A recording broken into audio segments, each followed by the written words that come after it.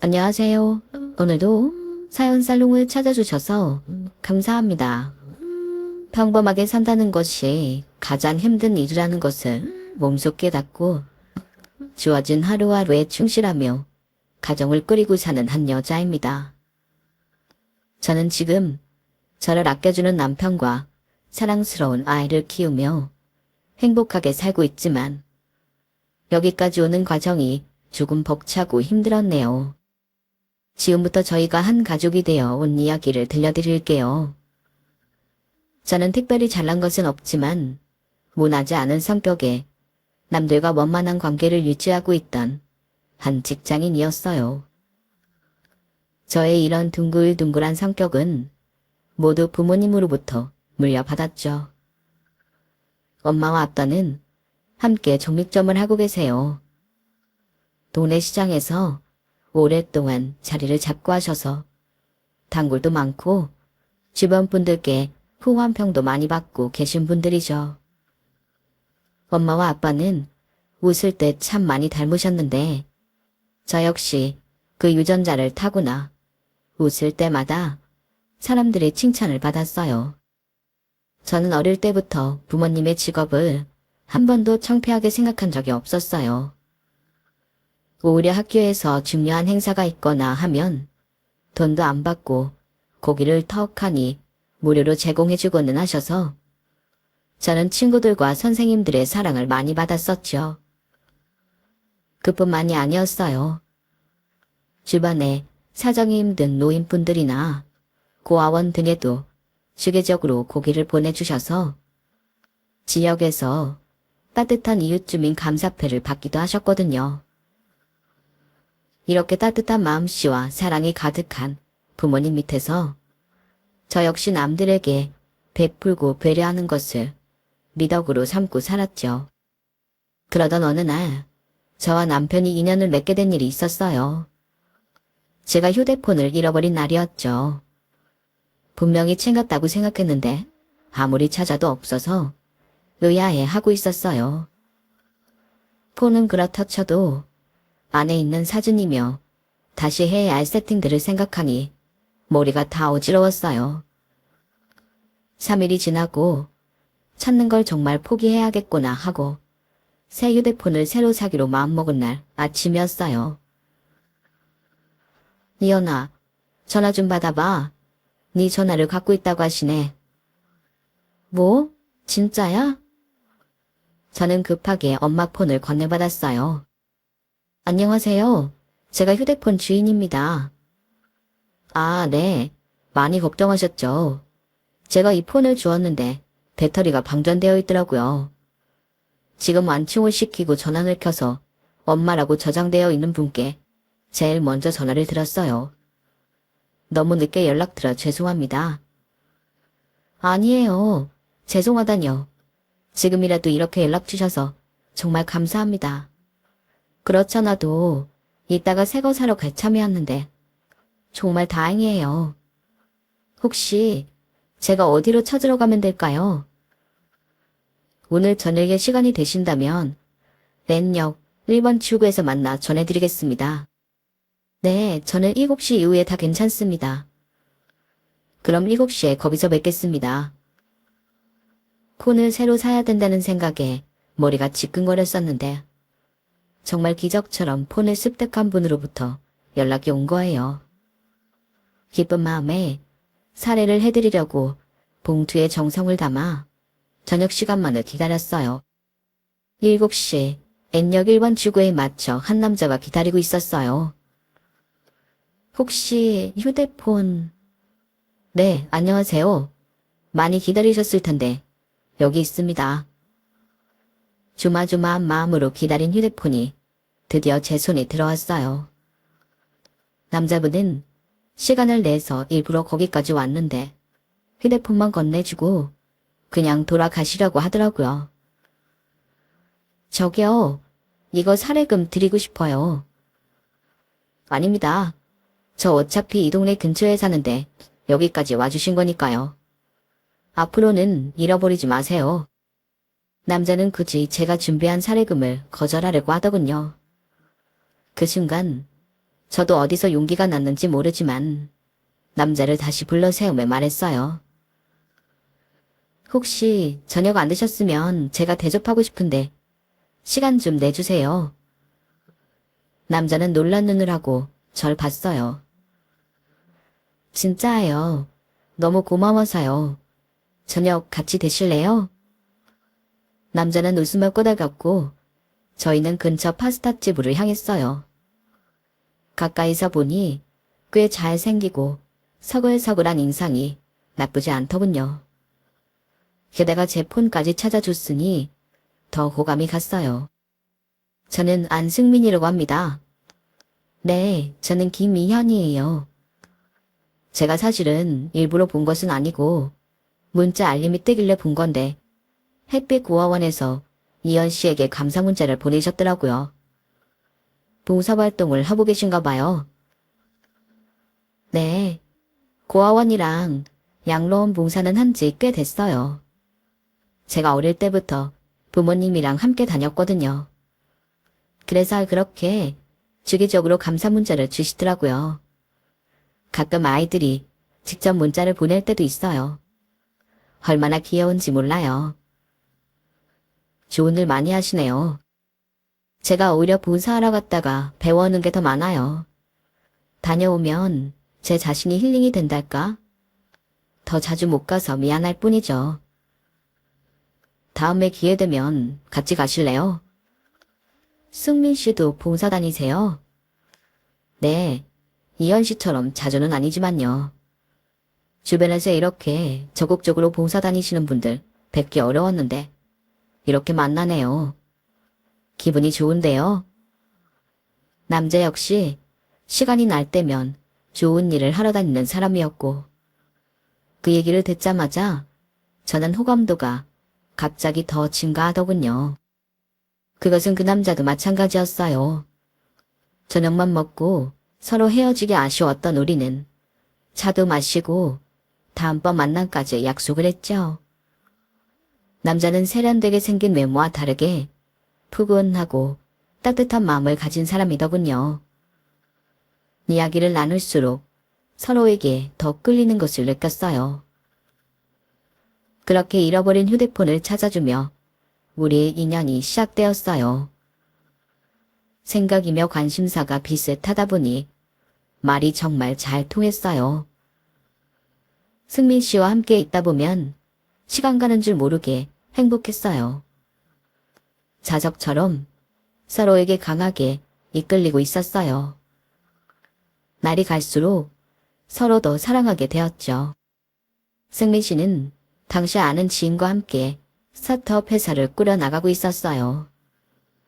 원래는 그 전에도 2번이나 도전했었는데 그다지 성공적이지 못해 이번에 정말 잘 해볼 생각으로 하고 있다고 하더군요. 승민 씨는 그만큼 도전적이고 열정적인 사람이었어요. 나는 내가 실패했다고 생각하지 않아. 그 2번의 경험으로 많은 것을 배웠고 이번에 부족한 부분을 더 보완해서 노력하고 있거든. 엄청난 성공이라고 보기는 힘들지만 아직까지는 내가 원하는 방향으로 회사가 잘 돌아가고 있어. 매일매일 일하는 게 너무 즐거워. 저는 그런 승민 씨가 너무 멋있고 자랑스러웠어요. 매력이 철철 넘치는 남자였죠. 그와 함께하는 시간이 오래될수록 저는 이 남자와 결혼하고 싶다는 생각이 자꾸 들었어요. 그건 승민 씨도 마찬가지인 것처럼 보였어요. 하지만 단 한 가지 이상한 점이 있었어요. 승민 씨는 자기 부모님에 대해 제게 구체적으로 말을 해준 적이 없었거든요. 제가 간혹 부모님에 관해 물어보기라도 하면 어색하게 말을 돌리거나 화제를 바꾸고는 했죠. 부모님이 계시지만 뭔가 불편한 점이 있나? 라는 생각에 저도 물어보는 횟수를 줄여갔죠. 하지만 둘의 결혼 이야기가 구체화될수록 부모님 이야기는 피해갈 수 없는 부분이었어요. 승민 씨와 저희 부모님께 먼저 인사드리기로 했어요. 예상했던 것처럼 나이스한 태도와 호감형 인상의 승민 씨를 부모님 두 분 모두 너무 좋아하셨어요. 예의 바르고 자기 일에 열정적인 면도 어필하는데 그게 한몫했죠. 우리 엄마 아빠가 승민 씨 엄청 마음에 들어하는 것 같아. 그래? 나 뭐 잘한 것도 없는데. 자기는 그냥 존재 자체가 완전 선물이야. 그렇게 말해줘서 고마워. 그럼 자기네 부모님도 뵈러 가는 거지? 응? 응. 인사해야지. 역시나 본인 부모님 이야기만 나오면 소극적으로 반하는 그에게 더 이상 참지 못하고 물어봤어요. 자기야, 우리 이제 결혼 약속까지 했잖아. 우리 둘이 가장 중요하지만 집안끼리 만남이기도 한데 매번 자기네 부모님 화제만 나오면 말 돌리려고 하고 그런 걸 항상 느꼈어. 이제는 나한테 말해주지 않을래? 부모님에 대해서 불편한 게 있는 거야? 아니면 뭐 다른 거야? 미안해. 그동안 내가 너무 부모님 이야기를 안 했지. 사실은 승민 씨가 꺼내놓은 이야기에 저는 몹시 놀랐어요. 그의 아버지는 구의원이시더군요. 그걸 왜 이제야 말하는 거야? 숨길 수 있는 데까지 숨기고 싶었어. 도대체 왜? 사실 부모님은 나랑 삶에 대한 가치관이 너무 다른 분들이셔. 예전부터 모든 것을 노리고 사셔서 다른 사람의 고충이나 안위 따위는 관심 없으시거든. 게다가 조금 다른 사람이라고 생각되면 무시하는 게 습관화되신 분들이야. 나는 잘 모르지만 승민 씨 아버지는 국민들을 위해 적극 나서서 애쓰시는 거잖아. 그래서 난 아버지가 더 싫었어. 겉과 속이 너무 달라서. 그런데 어머니도 똑같아. 구의원 사모이면서 어디서든 VIP 대접만 받으려고 하거든. 아무리 그래도 승민 씨 부모님이잖아. 내가 부모님과 가장 큰 갈등이 시작되었던 건 내가 한 스타트업 회사 때문이었어. 아버지는 항상 높은 곳에 자리 하나 만들어 놓을 테니까 명예로운 이름을 떨칠 아들이 되시길 바랬으니까. 하지만 나는 정치에 일도 관심이 없었어. 부모님은 내가 하는 일들을 쓸모없고 시간 낭비라며 무시하기 일쑤였고 나도 못 참고 집을 뛰쳐나와 혼자 살기 시작했던 거야. 아직도 간간히 연락 와서는 그놈의 회사 언제까지 할 수 있을 것 같냐고 난리셔. 아버지가 만들어 온 탄탄한 길을 포기했으니까.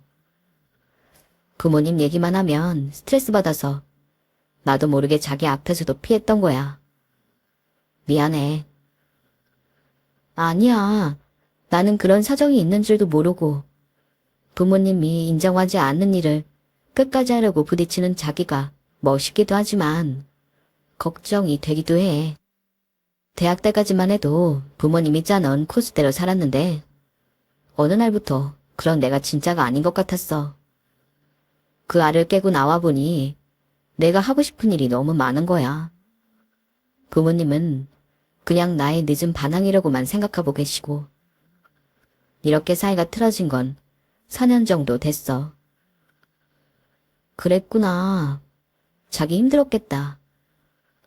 차라리 아버지가 유명인이 아니었으면 좋았겠다고 항상 생각했어. 나는 그냥 나인데 왜 부모님이 원하는 아들대로 살아야 하는 건지. 저는 그동안 많이 소가리를 해왔을 그를 꼭 안아주었어요. 그래도 결혼인데 인사는 드려야겠지? 나 탐탁치 않아 하셔도 예쁨 받으려고 노력은 해볼래. 우리 부모님 정말 어려운 분들이야. 괜찮겠어?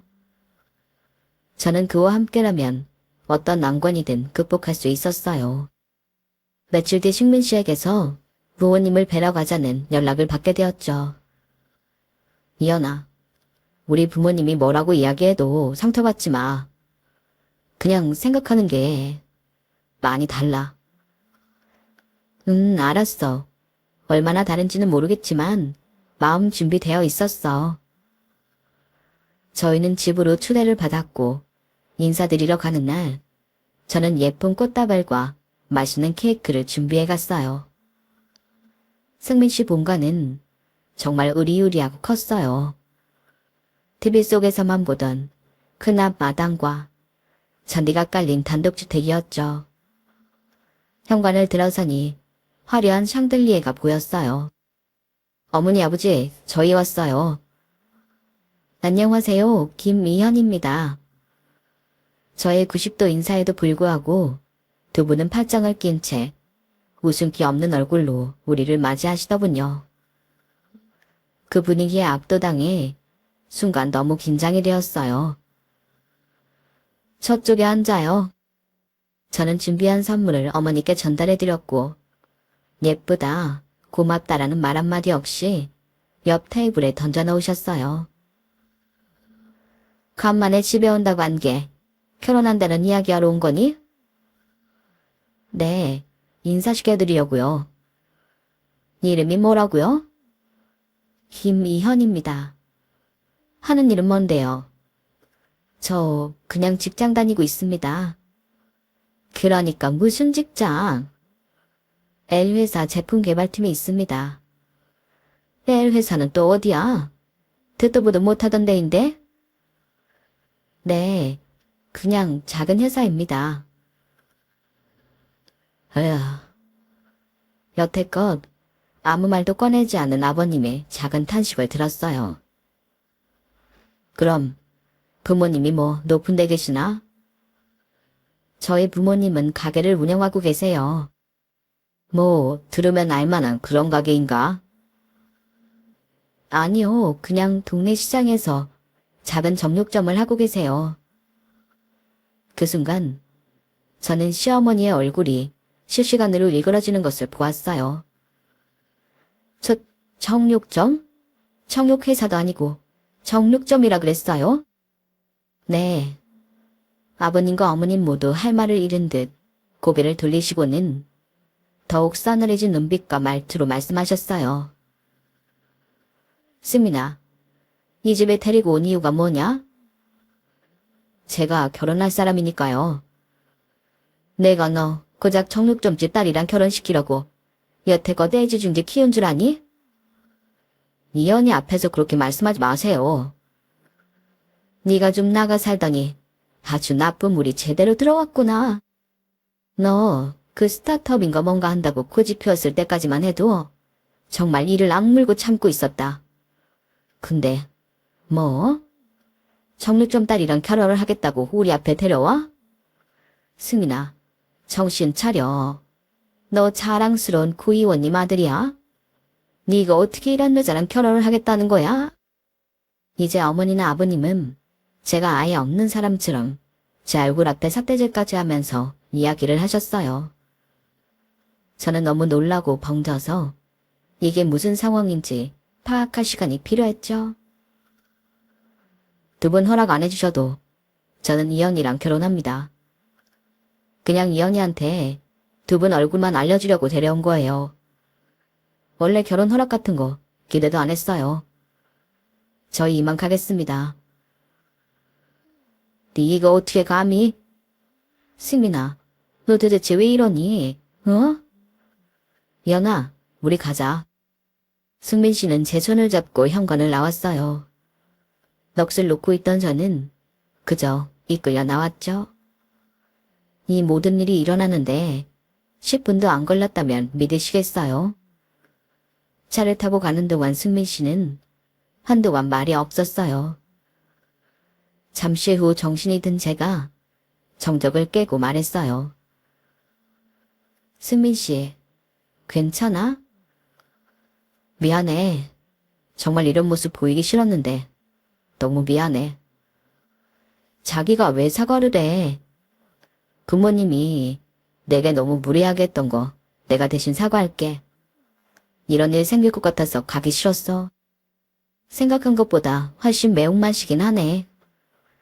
많이 놀랬지? 나는 태어나서 한 번도 정육점집 딸이라는 호칭으로 불러본 적 없거든. 그게 어떤 분들한테는 용납할 수 없는 직업이라는 것도 몰랐고, 너희 부모님께 내가 더 죄송스럽다. 너무 미안해하는 승민 씨를 달래보내고 저는 집에 돌아와 낮에 있었던 일을 떠올려 봤어요. 승민 씨 아버님은 정말 상상하던 그대로이고 어머님은 화려한 화장과 집에서 입는 옷이라고 하기엔 부담스러운 옷으로 강한 인상을 풍기는 사람이었죠. 소박하고 친근한 느낌을 주는 승민 씨와는 전혀 다른 분위기의 부모님들이었어요.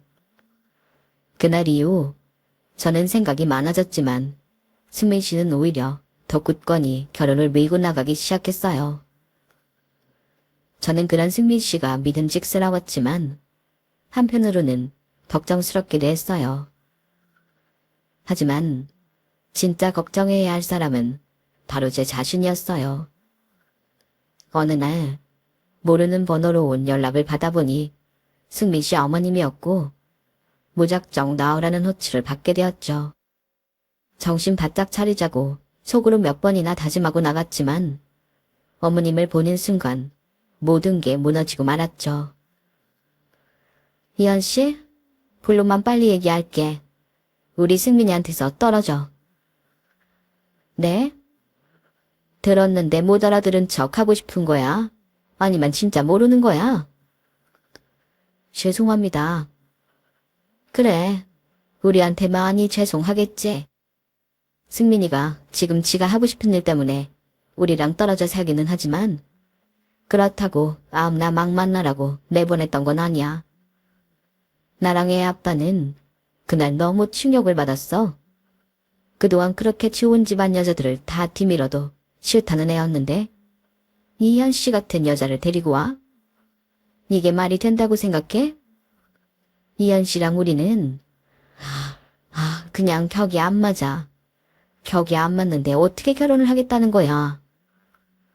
저는 순간 따발총을 맞고 있다는 느낌이 들었어요.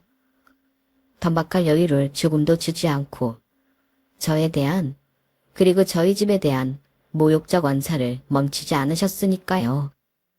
아우, 입 아파. 이렇게 말하는 것도 입 아파 죽겠어? 내가 그렇게 시간이 남아도는 사람 같아? 난 1분 1초가 아까운 사람이야.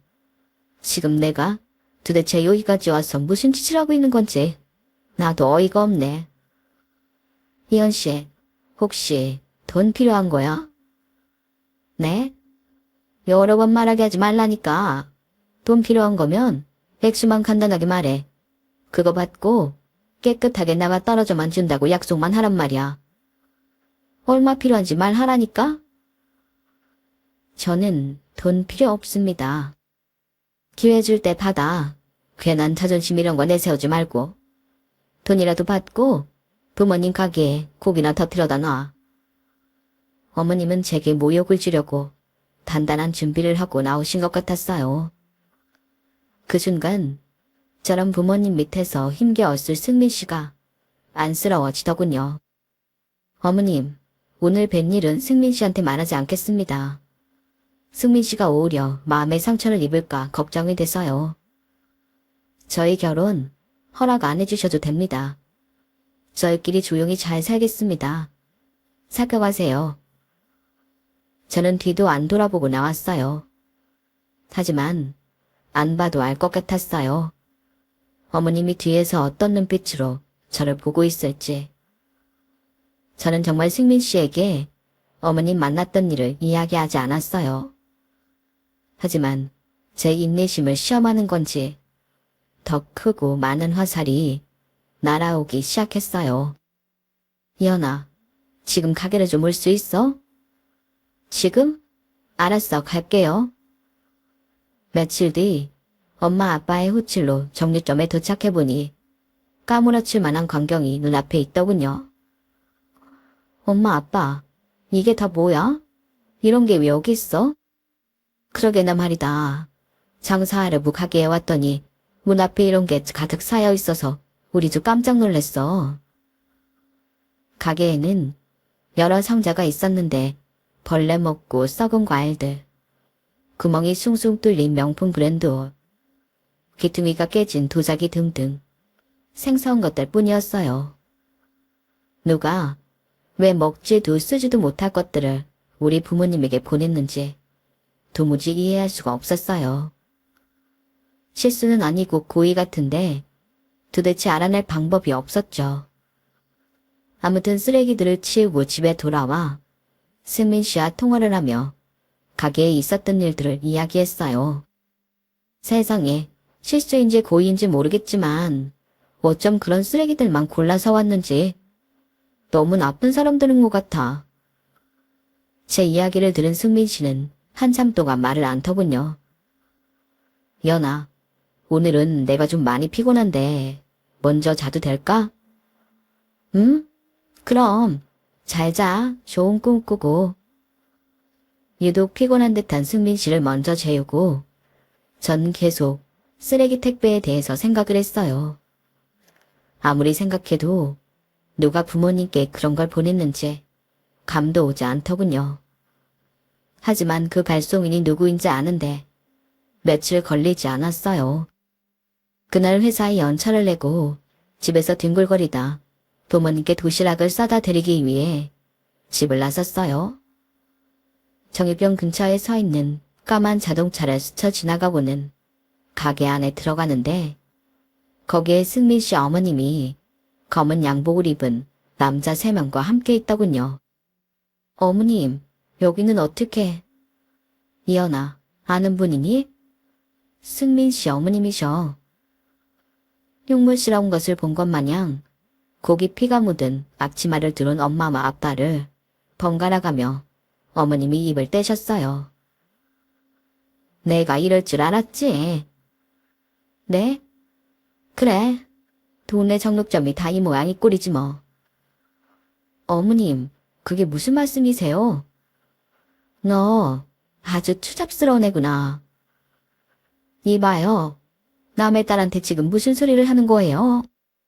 그쪽 따님이 우리 아들 꼬드겨서 지금 결혼인가 뭔가를 하려고 하는데 제가 이 꼬라지를 보고 더 무슨 말을 할 수가 있겠냐고요. 진짜 어이가 없네요. 우리 승민이한테 뭐라고 이야기했길래 애가 눈에 틀을 켜고 찾아와서 난리를 피우고 가게 하는 거야. 승민 씨가 난리를 피웠다고요? 그래. 내가 쓰레기 좀 이쪽으로 보냈어. 엿 먹어보라고. 그런데 그걸 우리 아들한테 냅다 꾸저지래? 잠깐만. 그럼 그 과일임의 옷들, 도자기, 그게 어머님이 전부 저희 부모님한테 보내신 거라고요? 정확히 보냈다기보다 버렸다고 한 게 맞겠지. 그래도 이 조만한 시장통에서 고기나 썰고 있는 사람들이 백화점 과일이나 명품 브랜드 옷을 만져볼 기회나 있었겠어? 만져나 보라고 이리로 보냈지. 너무하신 거 아니에요? 저희 부모님이 뭘 잘못했다고 이렇게까지 하시는 건데요. 이현 씨 같은 사람을 낳아서 우리 아들한테 붙여놨잖아. 내가 화가 안 나게 생겼냐고. 이제 마지막 경고야. 더 이상 우리 승민이한테서 떨어져. 안 그럼 여기서 장사하기 힘들게 해줄 테니까. 뭐라고요? 두 분이 혹시 따님한테 들었는지 어쨌는지는 모르겠지만 승민 아빠가 힘 좀 쓰는 분이에요. 이런 시장통에서 요만한 가게 하나 말아먹게 하고 밀어버리는 것은 일도 아니라고요. 그러니까 딸 간수 잘하세요. 이현 씨도 들었지? 부모님 여기서 오래 장사하셨다며. 피눈물 나면서 저기 고깃 덩어리들 정리하시는 꼴 보기 싫으면 알아서 똑바로 차시네. 내 말 무슨 말인지 알지? 어머님은 부모님과 제게 겉밥을 주러 왔단 거예요. 어머님이 덩치 좋은 장정들과 고개를 돌려 가게를 나가자 저는 다리에 힘이 풀려 주저앉고 말았어요.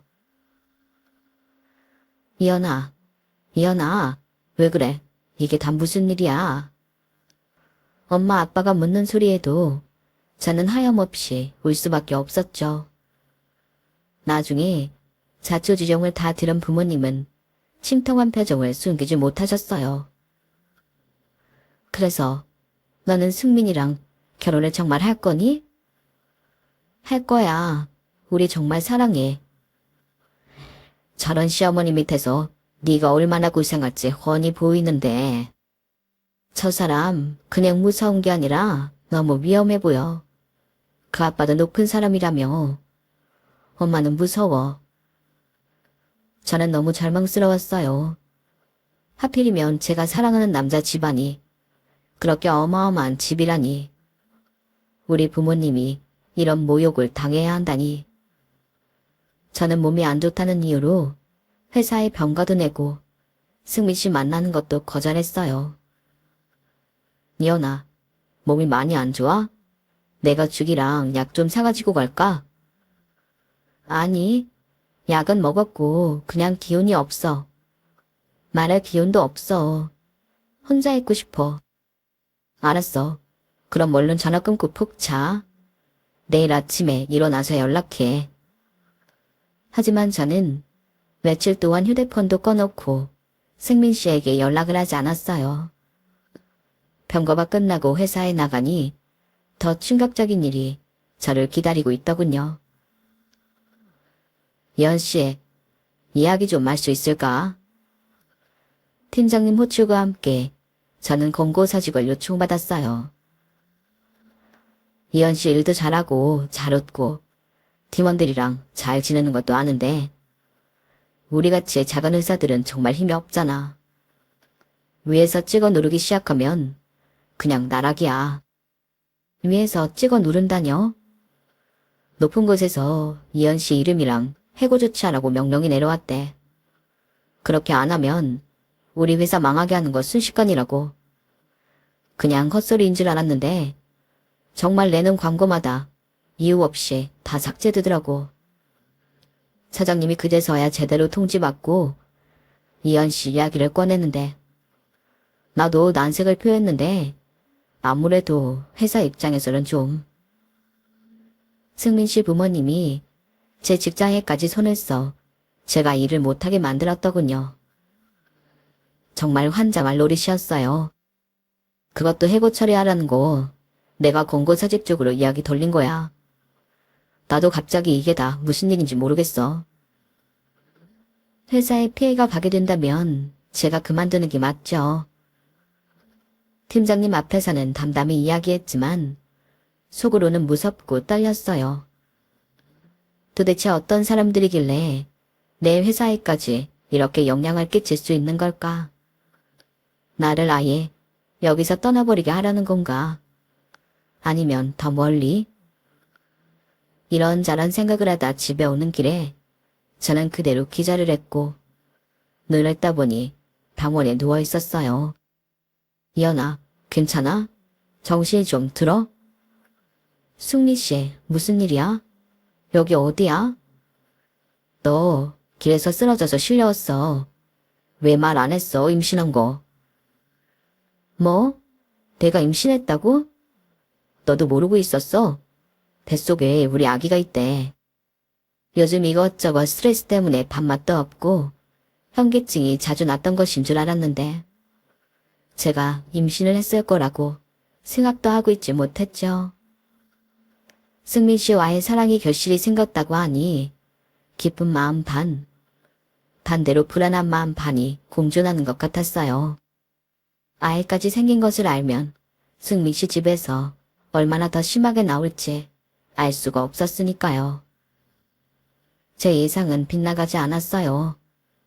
어떻게 그쪽 귀에도 들어왔는지 퇴원 수속을 받기도 전에 머리를 어지럽히는 전화를 받게 되었어요.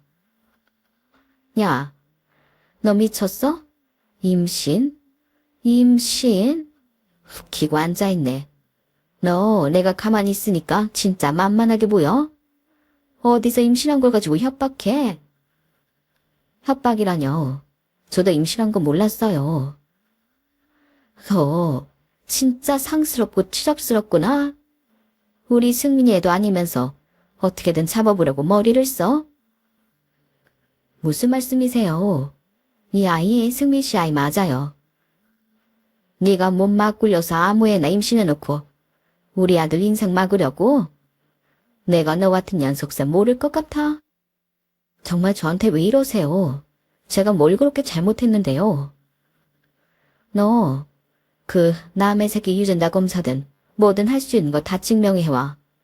어디 곱게 그 애가 태어날 수 있는지 두고 봐. 그리고 그동안 좋게 말했더니 못 알아듣는 것 같아서 마지막으로 경고할게. 니네 엄마 아빠 정육점은 이제 장사 다 한 줄 알아라. 내가 반드시 니네 식구 다 길거리 나앉게 만들 테니까 두고 봐. 너도 이제 어디 가서도 취직도 안 되게 해버릴 테니까. 내가 얼마나 무서운 사람인지 보여줄게. 이 나쁜 것. 사지가 오들오들 떨렸어요. 눈물이 차오르고 식은땀이 줄줄 흘렀어요. 태어나는 자를 데리러 온 승민 씨는 제 상태를 보더니 놀라서 물었어요. 연아, 왜 그래? 몸 안 좋아? 선생님 모셔올게. 잠깐 기다려봐. 아니, 승민 씨, 할 말 있어. 저는 그동안의 일들을 모두 솔직하게 털어놓았어요. 승민 씨 집에 인사 다녀온 후로 따로 어머님을 만났던 것, 정육점에 쓰레기 상자들이 배달 왔던 것, 직접 찾아와 행패 부렸던 것, 그리고 제 직장일과 방금 통화 내용까지. 말하는 중에도 몸이 너무 떨려 힘들었어요.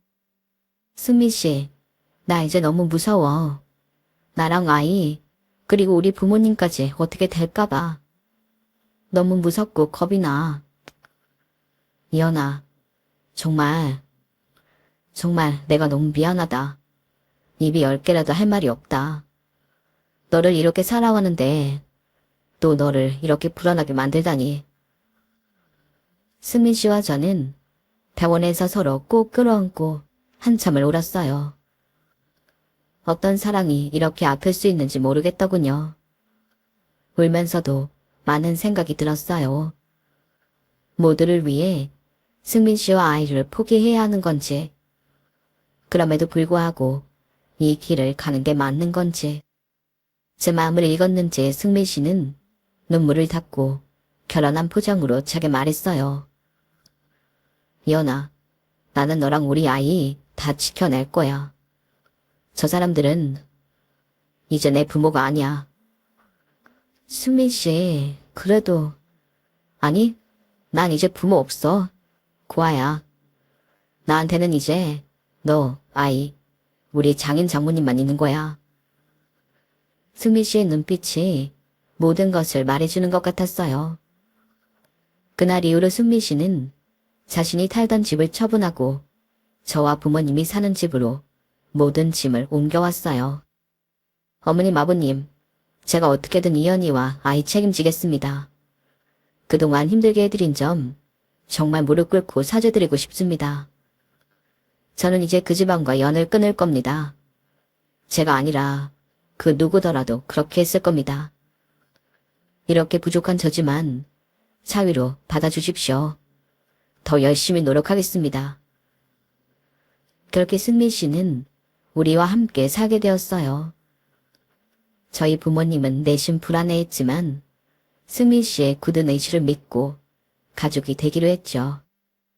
제 몸 상태도 그렇고 상황상 결혼식은 아이를 낳고 올리기로 했고 우선 혼인신고를 먼저 했어요. 정말 우리가 부부가 되었다니 믿을 수가 없었어요. 승민 씨는 어딜 가나 저를 항상 데리고 다녔고 정말 같이 갈 수 없을 때는 집 밖에 나오지 말라며 신신당부를 했어요. 휴대폰을 바꿨지만 여전히 연락은 계속되었어요. 전화를 받지 않자 문자 폭탄이 수백 통씩 쏟아졌죠. 너, 내 아들을 꼬드겨서 우리랑 연을 끊게 만들어? 너같이 싸구려 년이 낳는 애는 걔도 싸구려가 될 거다. 우리 승민을 어떻게 구워 삶았길래 그 착한 애가 갑자기 그렇게 냉정해진 거지? 너란 년 때문에 부모 자식의 차이륜이 끊겼다. 너네 모조리 한국에서는 발도 못 붙이게 해주지. 입에 담기도 힘든 험한 말들을 매일 봐야만 했어요. 너무 심할 때는 승민 씨가 집에 찾아가 난동을 부린 적도 있었고요.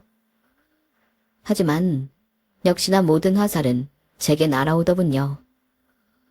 하지만 그런 괴롭힘도 오래 가지는 못했어요. 하늘이 그 사람들에게 천벌을 내리셨거든요.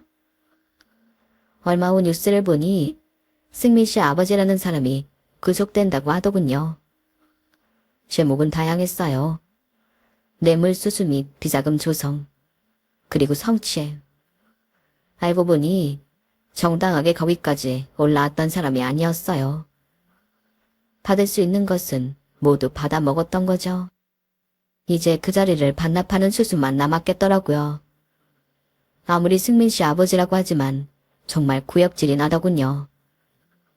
어려운 노인분들 찾아뵈서 고충을 들어드리는 척, 시장에 가서 떡볶이를 서민처럼 친근하게 먹는 척, 동물보호에 앞장서고 싶다며 유기견을 안고 눈물을 흘리는 가식적인 모습까지. 진실이 하나도 없었다는 사실을 모두 알게 되었어요. 승민 씨 아버지의 사건이 터지자 기다렸다는 듯이 어머니의 숨겨져 있던 민낯 또한 세상에 드러났어요. 백화점이나 공공기관에 가서 갑질을 하는 일화가 속속들이 퍼져나가기 시작했거든요. 걷잡을 수 없이 순식간에 많이 퍼져나갔어요. 게다가 의원 와이프라는 명목으로 거대한 부자를 도모했다가 큰 손해만 끼친 사건까지. 어떻게 저런 일을 다 해낼 수 있지 싶을 정도로 크고 작은 일들이 연이어 터졌고 미디어는 앞다퉈 보도했죠. 하지만 저의 걱정은 오직 하나, 승민 씨였어요. 역시나 승민 씨는 그런 가족의 자식으로 낙인 찍혀 개인정보가 유출되었고 결국 잘 풀려가고 있던 회사의 성장까지 발목 잡히게 되었어요. 본인도 본인이지만 동업자가 더 어려워질 것을 걱정해 얼른 발을 뺐지만 그 뒤로도 수많은 욕을 먹었어요. 저 역시 이런 충격 속에 슬픔에 잠겨 있었지만 다행히 우리 아이만은 잘 지켜낼 수 있었죠. 승민 씨, 많이 힘들지? 아니야. 다 내가 자처한 일들인데 뭐. 일이 이렇게 커질 줄은 몰랐잖아. 이미 다 알고 있었어. 이걸 다 공개한 게 바로 나거든. 뭐라고? 자기가 공개한 거라고? 벌 받는 게 맞는 거라고 생각했어. 그리고 이렇게 해야 더 이상 너나 우리를 괴롭히지 않을 거라고 생각했고. 그래서 다 내가 벌인 일이야. 하지만 자기 잘 나가던 회사도 더 이상 할 수 없게 되고 그런 사람들 아들이라며 손가락질도 수없이 받았잖아. 다 내가 감내해야 할 것들이었어. 이렇게 모든 것을 뒤집어서라도 너와 아이를 지켜내고 싶었어. 너도 심적으로 많이 힘들었지? 그런데도 우리 아기 잘 지키며 잘 버텨줘서 고마워. 남편은 계속되는 친부와 친모의 괴롭힘에 마음을 굳게 먹고 그들의 실상을 고발한 장본인이었던 거예요. 저는 그 이야기를 듣고 하염없이 울 수밖에 없었어요. 남편이 그 회사에 얼마나 공을 들였는지, 그리고 사건 이후 사람들에게 얼마나 손가락질을 당했는지 알고 있었거든요. 오직 저희를 지켜내기 위해 그 힘든 시간을 오롯이 감당해낸 남편에게 고마운 마음과 안쓰러운 마음이 함께 들었어요. 그 사람이라고 자기 부모를 그렇게까지 하고 싶었을까요? 결과적으로 남편의 아버지는 자리 박탈과 함께 징역형을 받게 되었어요. 출소를 한다 해도 다시 예전의 삶으로는 절대 돌아갈 수 없게 된 거죠. 그의 어머니는 어떻게 되었냐고요? 자신이 항상 다른 사람들보다 낫다는 우월감이 무너졌다는 현실을 받아들이지 못한 것 같더군요. 여러 구속장과 법정 싸움을 맞닥뜨리더니 정신적 충격이 컸던지 자신을 놓아버려 어쩔 수 없이 정신병원으로 강제 이송되어 갔어요. 상태가 워낙 심각해 면회조차 되지 않는 상황이라고 들었어요. 이제 그들에게 화려했던 과거는 없어지고 만 것이에요. 왜 사람들은 누렸던 모든 것을 전부 잃고 난 뒤에야 잘못을 뉘우치고 깨닫게 되는 것일까요? 심지어 그게 남편의 부모님이었다고 생각하니 아쉽더군요. 저희 남편은 이전 회사를 떠난 후 약간의 공백기를 갖고 재충전을 해 다시 새로운 분야에 도전을 시작했어요. 한동안 이런저런 일들 때문에 생기를 잃었던 남편의 눈빛이 다시 반짝이는 것을 보니 저 역시 같이 힘이 나더군요. 하지만 남편은 오히려 제게 고마워했어요. 날 믿고 기다려준 네가 있어서 나는 뭐든 할 수 있었던 거야. 고마워. 나는 뭐 해준 것도 없는데 난 자기가 그 반짝이는 눈으로 뭔가에 열정적으로 도전할 때 그렇게 멋있더라. 참, 저희 부부의 아기도 아주 건강하게 태어났답니다. 지금 막 걸음마를 떼기 시작해 잡으러 다니느라 정신이 없네요. 저희 부부는 동생을 만들어줄 계획도 세우고 있어요. 저희 부모님 역시 건강하시고 여전히 즐겁게 정육점을 운영하고 계세요. 조금 달라진 점이 있다면 손님이 더 많아져 옆가게까지 인수하고 확장해 더 바빠졌다는 점이겠네요. 행복은 지위에서도 명예에서도 돈에서도 우월감에서도 나오는 게 아니라는 것을 실감한 시간들이었어요.